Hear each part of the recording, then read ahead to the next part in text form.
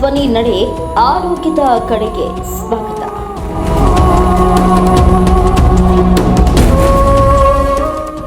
ಇದು ಆಂಬ್ಯುಲೆನ್ಸ್ನ ಅಥವಾ ಗ್ರಾಮೀಣ ಪ್ರದೇಶದಲ್ಲಿನ ಟಮ್ ಟಮ್,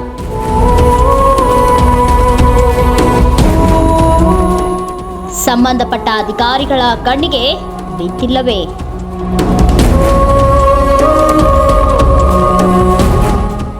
ನೋಡಿದರೂ ಸುಮ್ಮನಿರುವುದು ಯಾಕೆ?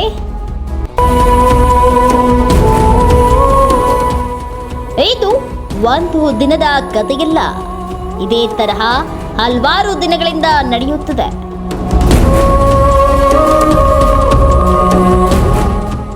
ಹೌದು, ಇದು ಬಾಗಲಕೋಟೆ ಜಿಲ್ಲೆಯ ಹುನಗುಂದ ತಾಲೂಕಿನ ಹುನಗುಂದ ಸರ್ಕಾರಿ ಆಸ್ಪತ್ರೆಯ ಆವರಣದಲ್ಲಿ ಪ್ರತಿದಿನ ನಡೆಯುವ ದೃಶ್ಯ.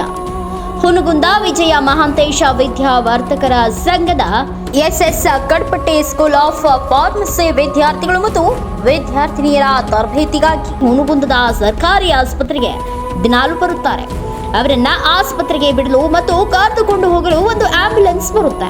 ಆ ಆಂಬ್ಯುಲೆನ್ಸ್ ನಲ್ಲಿ 12 ರಿಂದ 15 ಜನರನ್ನ ಕುರಿ ತುಂಬುವ ರೀತಿಯಲ್ಲಿ ತುಂಬಿ ಕರೆದೊಯ್ಯುವುದು ದಿನನಿತ್ಯದ ಕೆಲಸ.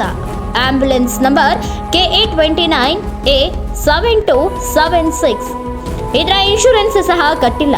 ಈ ಆಂಬ್ಯುಲೆನ್ಸ್ಗೆ ಇಲಾಖೆ ಯಾವುದೇ ನಿಯಮಗಳು ಅನ್ವಯವಾಗುವುದಿಲ್ಲವೇ? ಇದು ಹುನಗುಂದ ಸರ್ಕಾರಿ ಆಸ್ಪತ್ರೆಯ ಆವರಣದಲ್ಲಿ ದಿನನಿತ್ಯ ನಡೆಯುತ್ತದೆ.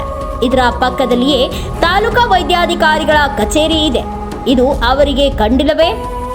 ಇದರ ಎದುರಿಗೆ ಪೊಲೀಸ್ ಇಲಾಖೆ, PSI ಮತ್ತು CPI ಕಚೇರಿ ಇದೆ. ಇವರಿಗೂ ಕಾಣುತ್ತಿಲ್ಲವೇ? ಅಥವಾ ದೊಡ್ಡ ಸಂಸ್ಥೆ, ದೊಡ್ಡ ವ್ಯಕ್ತಿಗಳು ಇರುತ್ತಾರೆ ಅಂತ ಸುಮ್ಮನಿದ್ದಾರೆಯೇ? ನಾಳೆ ಅಕಸ್ಮಾತ್ ಆಗಿ ಏನಾದರೂ ಅನಾಹುತವಾದರೆ ಯಾರು ಹೊಣೆಯಾಗುತ್ತಾರೆ? ವಿದ್ಯಾರ್ಥಿಗಳಿಂದ 50,000 70,000 ಫೀ ಪಡೆಯುವ ಸಂಸ್ಥೆಯವರು ಬೇರೆ ವಾಹನ ವ್ಯವಸ್ಥೆ ಮಾಡುವುದು ಬಿಟ್ಟು ದುಡ್ಡಿನ ಆಸೆಗೆ ವಿದ್ಯಾರ್ಥಿಗಳ ಜೀವದ ಜೊತೆ ಆಟವಾಡುವುದು ಸರಿನಾ?